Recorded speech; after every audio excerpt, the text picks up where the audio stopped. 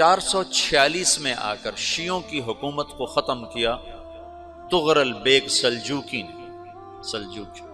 Seljuk مسلمان ہوئے تھے محمود غزنوی کے دور میں، سلجوک ان کے بڑے کا نام تھا۔ تو ایک دفعہ محمود غزنوی نے سلجوک سے پوچھا اگر مجھے تیری مدد کی ضرورت ہو تو کتنے آدمی پیش کر سکتے ہو؟ تو اس نے ایک تیر دیا، کہا یہ ایک تیر ہے میرا، کسی کو یہ تیر بھیج کر میرے علاقے میں بھیج دو تو چند گھنٹوں میں 1,00,000 تلواریں تیرا پہرا دینے کے لیے تیار ہوں، میرے پاس اتنی طاقت ہے۔ تو یہ سلجوک کی نسل میں تھا تغرل بیگ۔ اللہ تعالیٰ نے جب عرب زوال کا شکار ہو گئے اور ضعف کا شکار ہو گئے، جیسے بڑھاپے کا کوئی علاج نہیں، جب قوموں پہ زوال آتا ہے تو اس کا بھی کوئی علاج نہیں، پھر اور قوم کو جگہ ملتی ہے۔ جیسے بڑھاپا ایک فرد پہ آتا ہے، ایسے بڑھاپا قوم پہ آتا ہے۔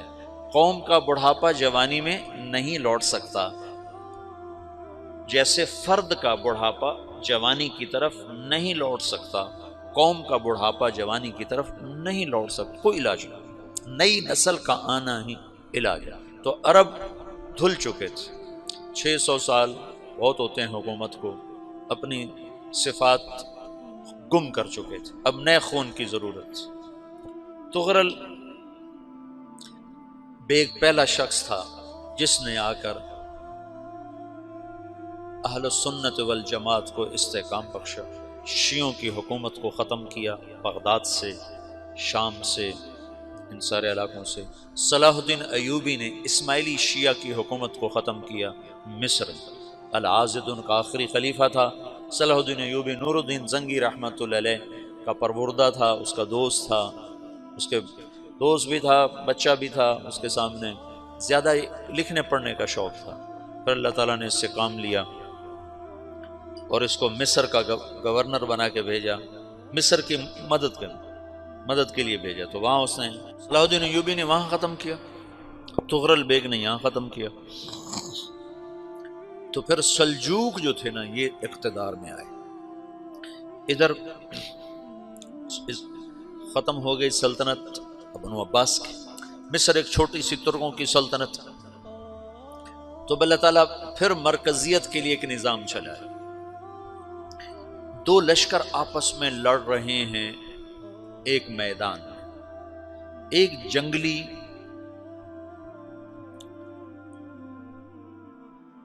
بدوؤں کا قافلہ، جنگل کے لوگ اپنے قبیلے کو لے کر، ایک جنگلی قبیلہ اپنے سردار کے ساتھ نقل مکانی کر رہا ہے ایک جگہ سے دوسری جگہ۔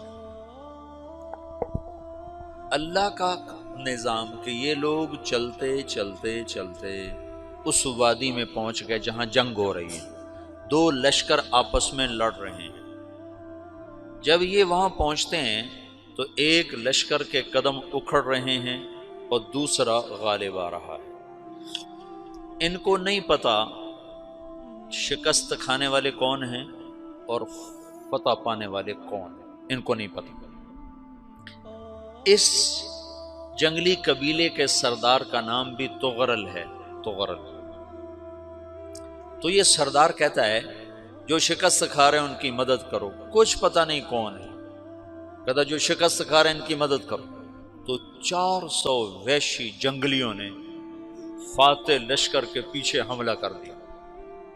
وہ تو ایک کافی ہوتا تھا، 400 دوڑ جب تلواریں پڑیں تو چند لمحوں میں نقشہ بدل گیا، بھاگنے والے جم گئے اور جمنے والے بھاگ پڑے۔ جب جنگ ختم ہوئی تو شکست خوردہ لشکر کے بادشاہ نے ان کو بلایا، اسے پوچھتا ہے مجھے جانتے ہو میں کون ہوں؟ کہا نہیں۔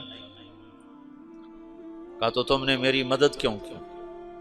کہا انسانی ہمدردی کی وجہ سے، تمہیں شکست ہو رہی تھی اس لیے تمہاری مدد کی۔ پھر اس نے اپنا تعارف کرایا، میں ہوں سلیمان سلجوکی، ترکی کا بادشاہ۔ مسلمانوں کا لشکر تھا اور تاتاریوں سے شکست کھا رہا تھا، تاتاری فتح پا رہے تھے، مسلمان شکست کھا رہے تھے۔ تو وہ اللہ کی غیبی مدد بن کر آئے، تو وہ اس سے کہتا ہے میرے ساتھ رہنا پسند کرو گے؟ تم نے میرے اوپر احسان کیا ہے، میں اس کا بدلہ دینا چاہتا ہوں، میرے ساتھ رہنا پسند کرو گے؟ کہنے کا کر لوں گا۔ تو اس کو لے کر ترکی آیا، اور استنبول اس وقت روم کی حکومت میں تھا، اسے فتح کیا اس تغرل کے آگے چوتھے پانچویں پڑپوتے محمد فاتح نے۔ تو یہ استنبول ہے، یہ ترکی ہے، بیچ میں ایک چھوٹا سمندر ہے، یہاں ایک جاگیر ہے۔ تو سلطان سلیمان کہتا ہے یہ جاگیر تجھے وقف ہے، ادھر سے رومی مجھے تنگ کرتے ہیں حملے کر کر کے، تو میرا دفاع کرتے رہنا، یہ جاگیر تیری۔ اس جاگیر پہ اس نے اپنے قافلے کو آباد کر دیا، اپنے قبیلے کو، اور ایک چھوٹی سی حکومت بنا لی، جو ایک صوبہ سمجھو سلمان سلجوقی کا، وہ ایک چھوٹا سا صوبہ ہے۔ وہاں جب یہ رہ پڑا تو پھر یہ ایک شیخ کے بیت ہوتا ہے، وہاں شیخ طریقت ہے، ان کے یہ بیت ہونے جاتا ہے، وہ اس کو رات اپنے پاس ٹھہراتا ہے، تو ایک کمرے میں ان کو ان کا خادم ٹھہراتا ہے۔ یہ جب کمرے میں جاتا ہے تو سامنے دیوار میں تاکچے پر قرآن پڑا ہوا ہے، تو یہ تغرل بیگ کہتا ہے یہ کیا ہے، یہ کیا ہے؟ تو وہ خادم کہتا ہے یہ کتاب اللہ ہے، قرآن ہے۔ اچھا، وہ اس کو وہاں چھوڑ کے باہر چلا جاتا ہے۔ وہ دیہاتی آدمی، جنگل کا رہنے والا، پہلی دفعہ زندگی میں قرآن دیکھا، وہ کہتا ہے یہ قرآن ہے، اللہ کی کتاب ہے، میں اللہ کی کتاب کے سامنے سو جاؤں، کتنی بے ادبی ہے۔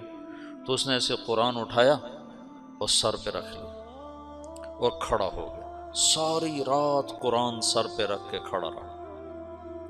رات کے پچھلے پہر اس کو خواب آیا، کھڑے کھڑے اس نے دیکھا کہ اس کی پشت سے ایک چاند نکلا اور شیخ کی بیٹی کے سینے میں جا کے اتر گیا۔ پھر اس لڑکی کے سینے سے ایک درخت نکلا جو پھیلتے پھیلتے پھیلتے 3 بر اعظم پہ چھا گیا، افریقہ پر، یورپ پر، ایشیا پر۔ پھر اس کی آنکھ کھل گئی، وہ کھڑا ہوا ہے، تو اس نے صبح یہ خواب اپنے شیخ کو سنایا، تو انہوں نے اپنی بیٹی اس کے نکاح میں دے دی۔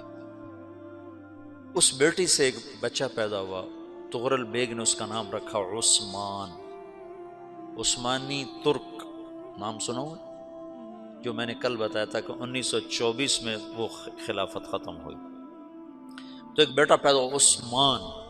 عثمان نے پھر ایک نئی اسلامی حکومت کی بنیاد رکھی جو 1924 تک چلتی رہی، کوئی 800 سال یہ حکومت چلی۔ تو حکومت کا شیرازہ بکھرا لیکن پھر جڑ جاتا تھا، پر وہ قرن اول والا جوڑ کبھی نہ پیدا ہوا، ٹکڑے بن گئے۔ ان ٹکڑوں میں اللہ لوگ پیدا کرتا رہا جو دعوت دیتے رہے، دعوت زندہ رہی۔ جو تربیت کا نظام تصوف کے ساتھ تھا اب وہ تبلیغ کے ساتھ۔